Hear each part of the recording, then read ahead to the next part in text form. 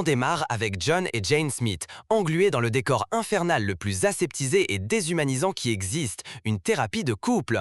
Ces deux clichés sur pattes prétendent être un caïd du BTP et une ponte de la tech, une imposture pitoyable au dernier degré. Leur mariage est dans un tel marasme qu'ils sont même incapables de se souvenir de la dernière fois qu'ils ont couché ensemble. La thérapeute leur demande de noter leur union et ces deux charlatans lui assènent un 8 sur 10 absurdement surévalué.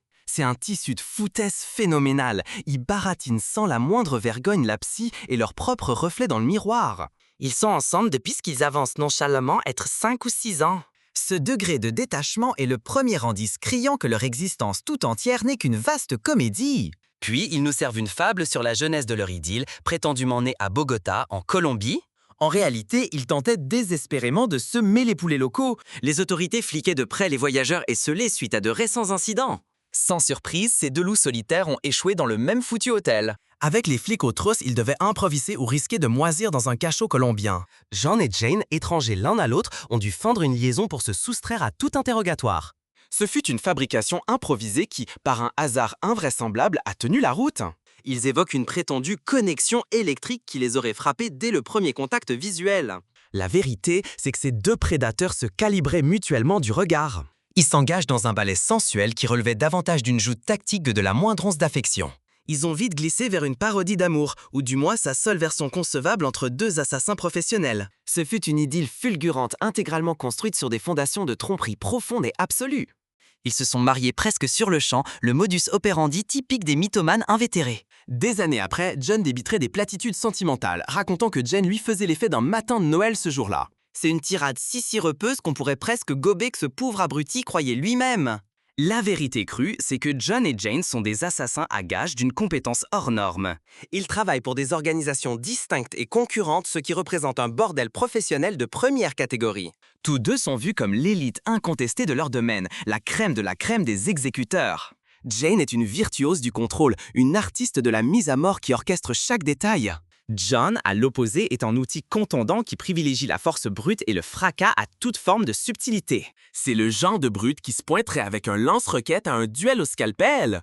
Chacun dissimule ce secret monumental à son conjoint, se dépatouillant dans le putain de foutoir d'une existence totalement schizophrène. Leur parodie de mariage est une bombe à retardement faite de duplicité et d'une méfiance incapacitante. La narration pivote alors sur leur existence pavillonnaire, une façade entièrement bidonnier. Durant une kermesse locale minable, leur véritable nature d'assassin manque de ressurgir de manière fracassante. Ils prennent part à un stand de tir, où Jane simule une incompétence magistrale en manquant délibérément chaque cible. Elle incarne l'épouse démunie et maladroite avec une perfection scénique. John, l'étalon suffisant, ne peut s'empêcher de parader et pulvérise absolument toutes les cibles. Sa prestation sans faille active aussitôt le détecteur de baratin de Jane, la plongeant dans une méfiance extrême. Alors Jane s'approche pour une nouvelle partie, et cette fois elle dévoile son talent véritable et redoutable. Elle explose littéralement son score et rafle un lot encore plus conséquent juste pour se payer sa tête arrogante.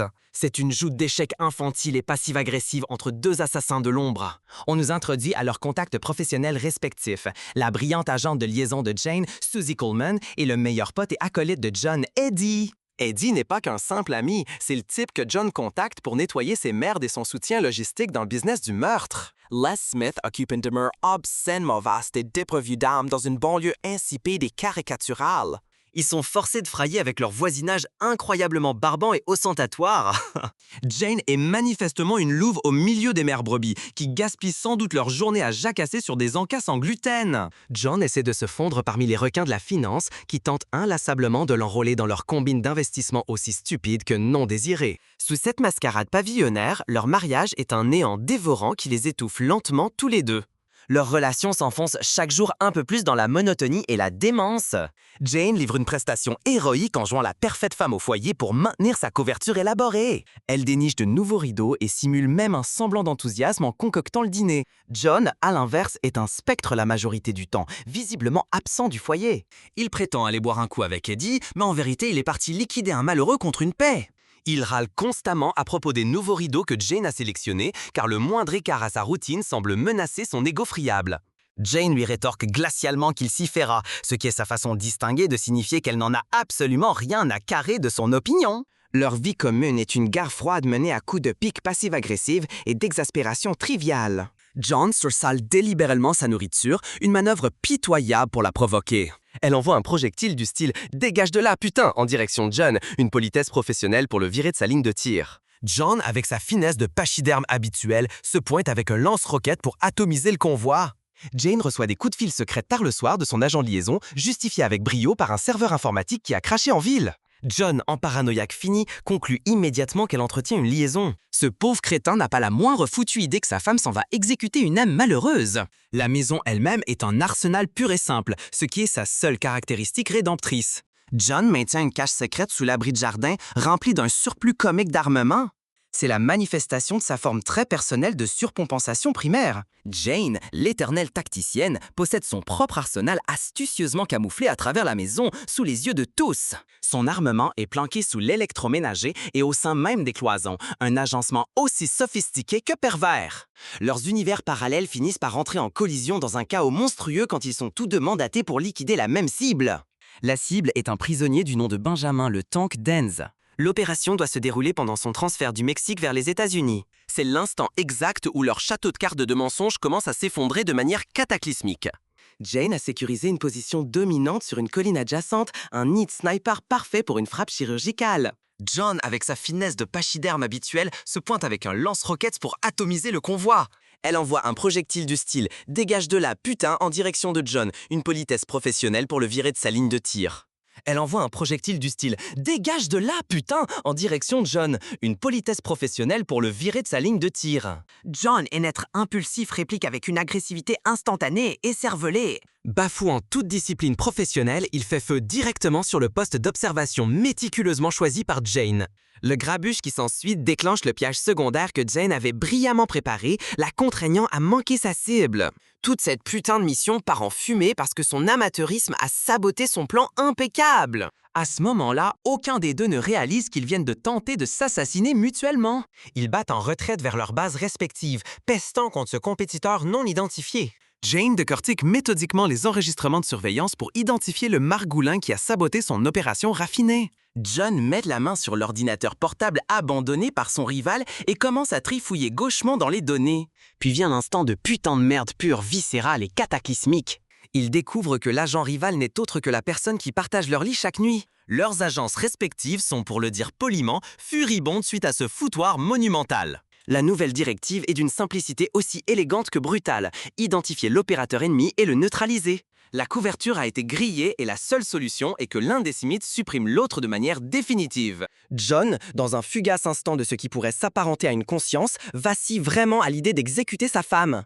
Malencontreusement pour lui, sa maladresse le mène à commettre 2 bourdes incroyablement stupides au domicile.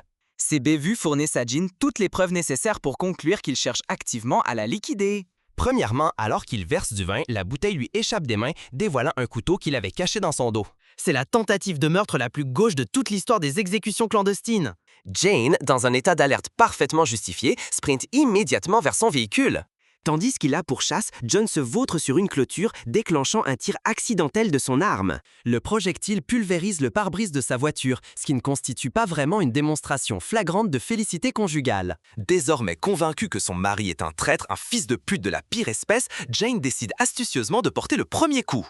Elle s'infiltre dans sa cave de mâle pathétique et confisque l'intégralité de sa collection d'armes. C'est un coup de maître tactique qui laisse John totalement démuni dans sa propre demeure. Jane lance alors une série de tentatives d'assassinat raffinées contre John, auxquelles il ne survit que par un coup de bol monumental. Leur tentative feutrée de s'éliminer mutuellement dégénère vite en une guerre domestique totale. Le sentiment mutuel de trahison viscérale déclenche une confrontation explosive entre les murs de leur propre foyer. Ils entreprennent méthodiquement la démolition de chaque pièce de leur baraque hors de prix. La résidence pavillonnaire immaculée est finalement réduite à un amoncellement de débris fumants. Après une rixe prolongée et incroyablement dévastatrice, ils atteignent une impasse stratégique. Ils se font face dans les ruines de leur cuisine, les canaux de leurs armes pointés droit sur leurs têtes respectives. Dans un éclair de ce qui s'apparente à de la lucidité, John marque une pause et dépose son arme sur le comptoir.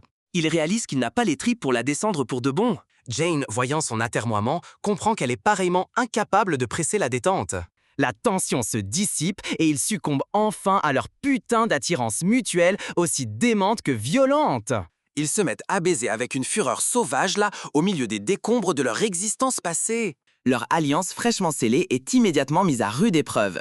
Leurs commanditaires, désormais conscients de la situation, ont pris la décision exécutive de simplement les liquider tous les deux. On propose au prétendu ami de John, Eddie, une prime de 400 000 $ pour la tête de Shaq Smith.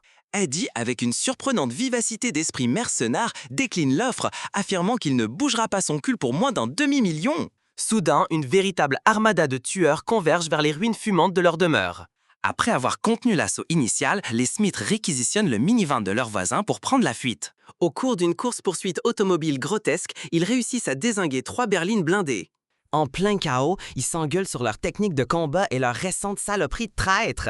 Après avoir récupéré Eddie, toujours aussi bon à rien, ils en déduisent qu'une stratégie commune est indispensable. Leur unique option est de se battre côte à côte pour s'en tirer dans une tentative désespérée de sauver leur mariage cataclysmique. Ils kidnappent leur cible originelle, Dance, d'une prison de haute sécurité pour lui extorquer des informations. Dance leur révèle que toute cette histoire n'était qu'un putain de traquenard complexe depuis le départ. Ils n'étaient que l'appât dans la souricière, recrutés par leurs 2 agences respectives. Les agents ont percé à jour le statut marital des Smiths et ont manigancé un test pour voir si l'un éliminerait l'autre. C'était le test de loyauté professionnelle le plus pervers et le plus retors imaginable. Réalisant qu'ils se sont fait royalement berner, John et Jen renoncent à leur plan d'évasion séparé. Ils décident de mener leur ultime bataille en tant que force unie contre quiconque tente de les abattre. Le climax est une bataille prolongée et grotesque qui se tient à l'intérieur d'une grande surface. Là, on les voit enfin fonctionner comme une machine à tuer parfaitement huilée. Ils évoluent à l'unisson avec une grâce létale, un engin de mort méticuleusement ajusté. Ils parviennent à anéantir tout le contingent d'opérateurs armés dépêchés pour les neutraliser. C'est une symphonie de balistique et d'une efficacité brutale et optimisée. La scène finale nous ramène dans les murs nauséabonds du cabinet de la conseillère conjugale. Cette fois, les Smiths irradient quasiment d'une forme grotesque de béatitude maritale. Ils détaillent comment leur union s'est épanouie, nourrie par la violence et une passion mutuelle pour la compétence létale. Quand on le questionne de nouveau sur leur vie intime, John se contente de brandir ses 10 doigts avec un sourire de connard triomphant.